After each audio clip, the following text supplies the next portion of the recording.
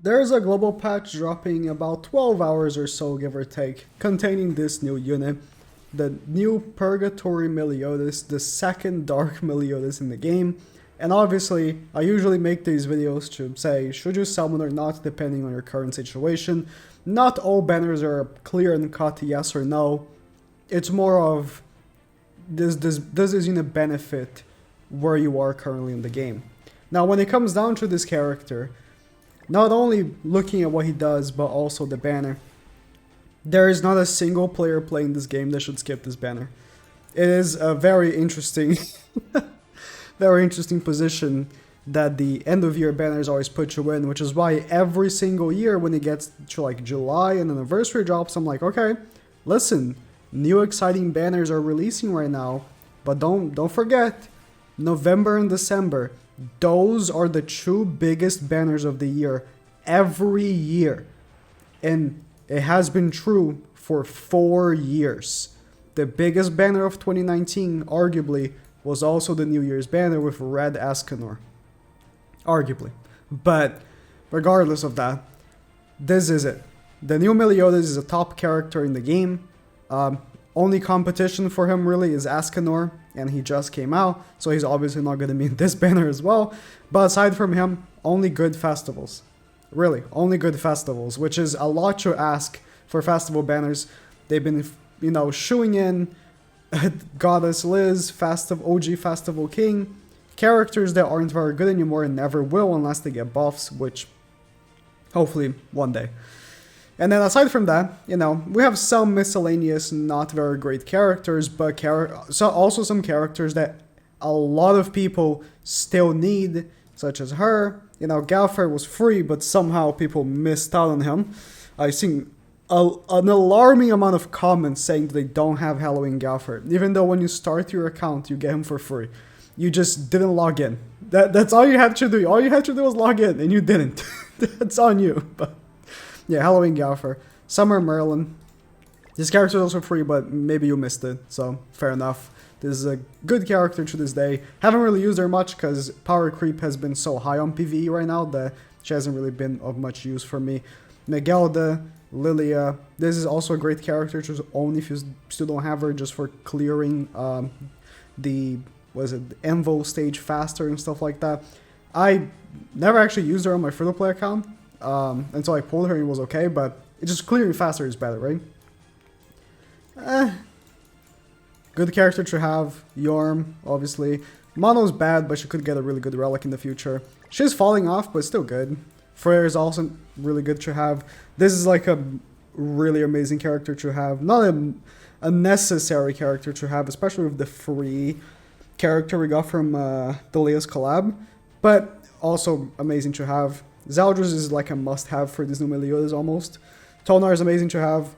And also is this... what's her name? Her. Easton. Banner is insane. Like, we voted for these characters and much better actually than any of the other voting banners we've ever had because they, this time, selected only seasonal. So, when it comes to that, yeah, obviously, someone from Meliodas is like a top character in the game. He's amazing for PvP and PvE. Is a no-brainer. Use whatever gems you have. After this, if I go... Actually, I wasn't planning on doing this, so I'm doing off the...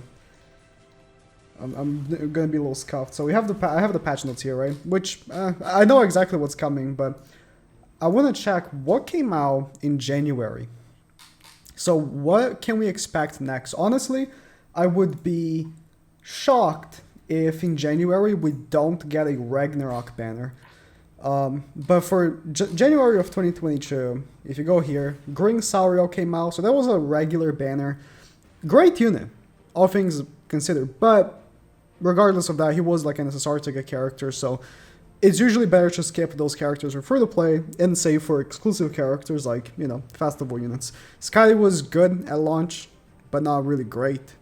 She really became better once more characters release. A tale of many others. Velasco's an easy skip. DN at the time felt like a skip because it was before Tarmiel, but she was good, right? It was an exclusive character, Yorm. Yeah, like, the lineup for January and February isn't the craziest. January of 2021, we got Nanashi, and then Valentian Easton, which were good. No. No, they were good. Blue Derriere, which was good. Denzo was free. Merlin, February. So, not the hypest things. I think there's no shame or harm, right, in just wasting all your gems. So what else is coming for this update?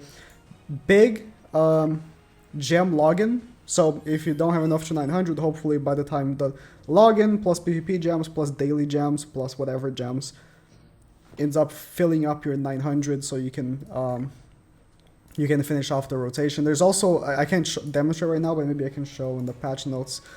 There's also a login thing that gives you a random gem amount. It doesn't show here. It's like a luck-based one. We've had it last New Year's, if you know what I'm talking about.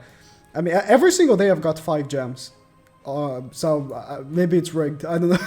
I don't know. Some of you will get lucky on this. There's only been 6 people who got the 1000 on JP, by the way. It's been, what, 4 days since this came out, and only 6 people have got it. Obviously, it's 20 people that get the 1000, and there's still a lot of the other remaining rewards. So maybe they did fix the botting issue that we had. Who knows? Maybe it'll be worse for Global. Global's player base is much larger, so you gotta keep that in mind as well when it comes down to the relics wise. I'll jump to relics. There is a new Nanashi relic, which is actually really good. If you play unknown units, this is honestly a must-have relic. It's just make or break for unknowns right now. And then we also have the Tonar relic, which is also a must-have. Both of these cost dog mats, and if we had to choose one or the other, Tonar goes first, because then she's gonna allow you to farm dogs more easily. What's exactly the other materials that she uses? Let me actually check. You can check here, right? She uses the other dog drop material, so you are gonna have to maybe beat floor 1 or 2 of dogs to get these materials before you can actually craft. Well, these cubes are farmable from bird, I believe, and these are purchasable, right? So you're only gonna need this essentially, because this, I have 16 of these on global, and I've never done dogs before, so I'm only gonna have to grind this, for example.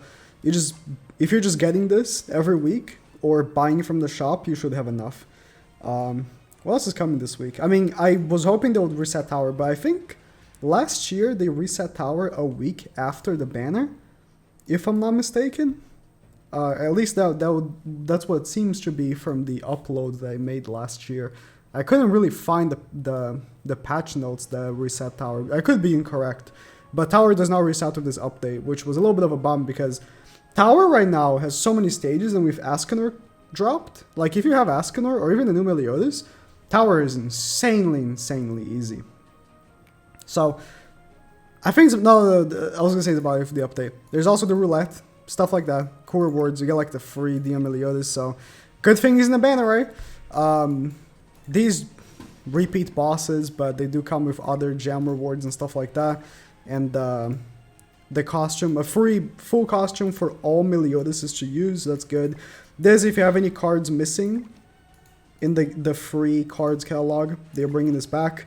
I just put on the April Fool's ones to increase their rates, because if you select them, you can increase their rates, right? Let me actually see. Yep, because they're UR, so it's good card fodder for upgrading next card material. So this update is, there's also King Exchange, relatively big when it comes down to what's coming with it, the big Meliodas, but back to back with Ascanor, it would be crazy if you had a massive update again. So that's about it. Summer for Meliodas. Yeah, there's no argument against that, honestly. Actually, I almost forgot. There is a new story chapter. I don't recall if this actually gives you 30 gems. I assume it does. So that's extra gems. I don't recall. My game is closed, and I don't remember picking it up. It should. It has the Demon King Meliodas, full animations and stuff. I recommend, if you're going to play the chapter and not skip the cutscenes, Should not skip the cutscenes. Don't skip the cutscenes. They look good. They look better than the anime, obviously. And it looks terrible.